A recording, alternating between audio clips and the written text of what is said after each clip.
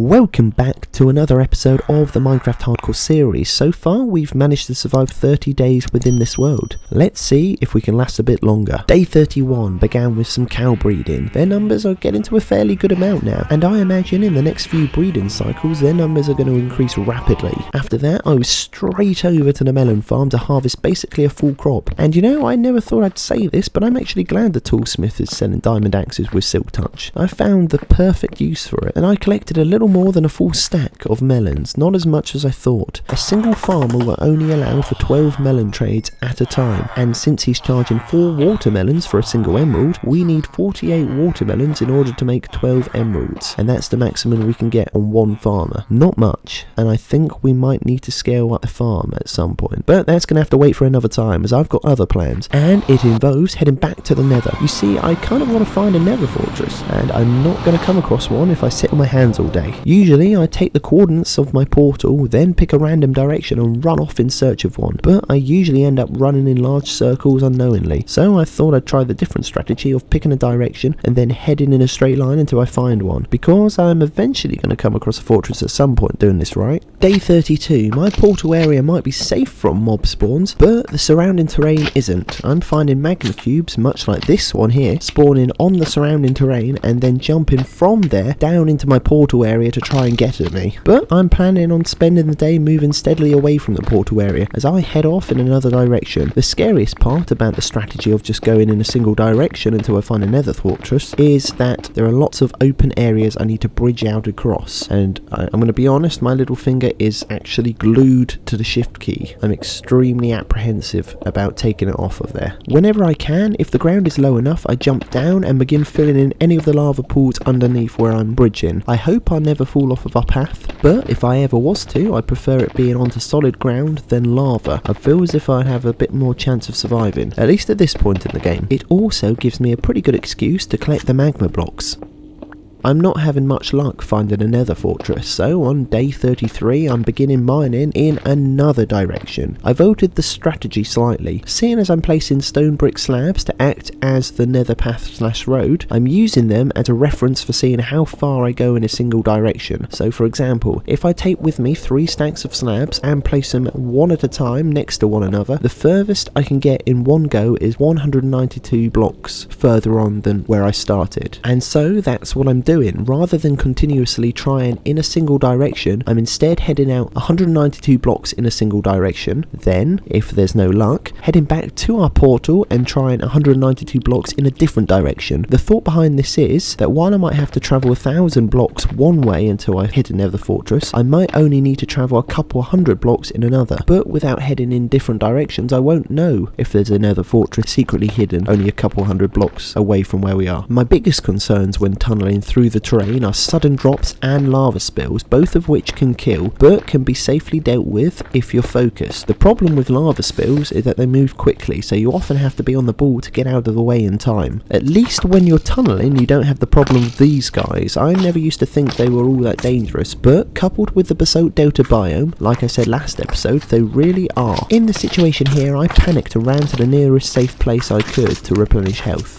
I did say this last episode, but I'm going to reiterate it here. The reason why magma cubes are so dangerous isn't because of how hard they hit. Yes, they do hurt, or at least the big ones do, but it's more because they often knock you back a couple of blocks when they hit you. And Sod's Law has it that they knock you into a nearby lava source, or off of a ledge and down to your death. It's happened to me a number of times in the past, and it's always frustrating, especially because I mostly play in hardcore. That's another reason I'm hot on filling these lava sources in. Nothing much exciting happened on day 34, in fact it was my shortest day yet. I spent the first few minutes filling in lava inside the nether and then returned to the overworld to gather emeralds for another diamond pickaxe because surprise surprise it had broke. Except it was thundering inside the overworld and I didn't want the village breeder to get struck by lightning and a fire to break out.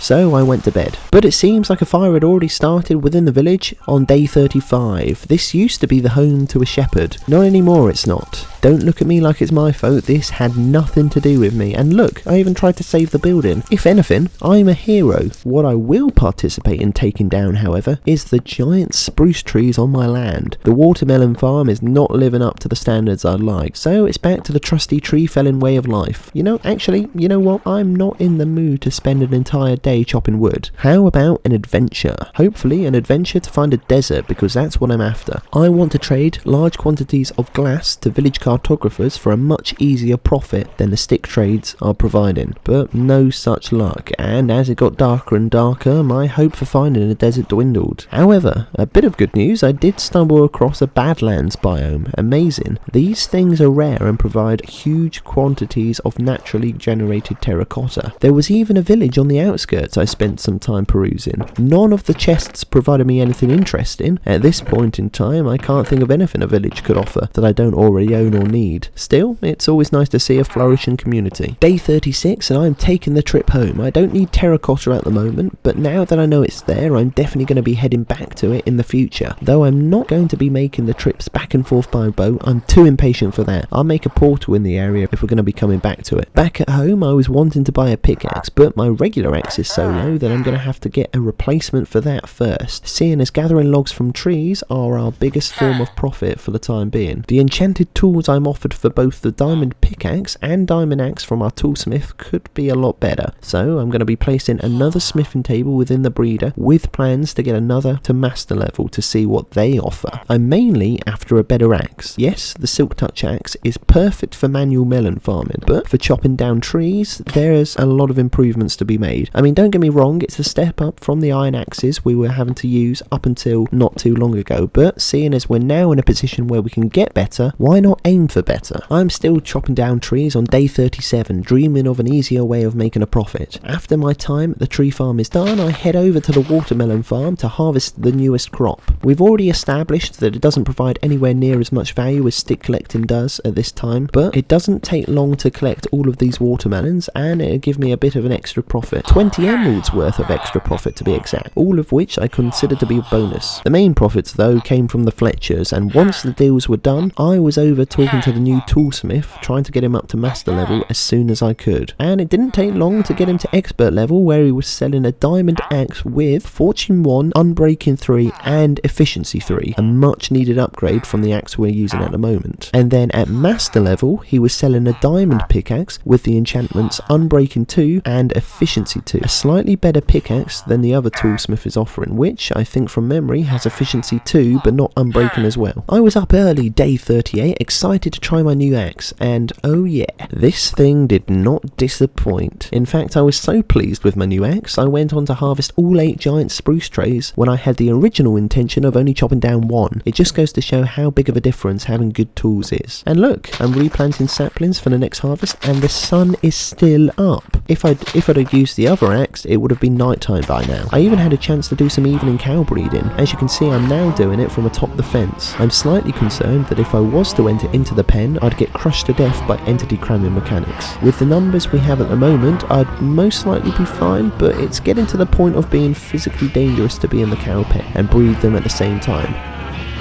Seeing as we're in hardcore, I don't see any point in taking a risk. And the last thing I did for the day was head back into our village breeder with the logs harvested by our new axe to convert into sticks for trading with the villagers. I don't need to purchase any more tools right now, but when we do need to, it's going to be nice to have the emeralds to do so straight away rather than having to spend time gathering materials to trade for them. Day 39, I think it's about time I put together an enchanted setup for all of our enchanted needs. It only needs to be basic, an enchanting table surrounded by bookshelves. I don't have any loose diamonds for the enchanting table, however, so I had to raid my diamond ore blocks and then mine them without fortune. It was painful, and that's when I thought I could craft an enchanting table, but apparently not, because I don't have any obsidian to do so. So then I had to go looking for a source of lava I could use a water bucket to convert into obsidian. The only place I could think of off the top of my head was the underground ravine I'd fell into back on day 3, and it didn't disappoint. With enough obsidian to craft an enchanting table, I went back up topside and surrounded it with bookshelves. At first I wasn't sure if I had enough to get the max level enchantments, but when I checked the enchanting table, the level 30 enchantments were there, so I guess I can. Before I had a chance to try enchanting anything, however, phantoms appeared to remind me of my lack of sleep. Something that shouldn't concern them. It's not as if they're my parents, but I'm kitted up enough now that I can take them head on, so it's not really a big deal for me. With the phantoms taken care of, I took the opportunity to quickly enchant some more books I had lying around before more of them showed up. The enchantments I managed to get were Aqua Infinity, Knockback 2, Efficiency 4, Knockback 2 again, Sharpness 3, Multi-Shot, Knockback 2 again, Power 3, Channeling, and Fire Protection 3.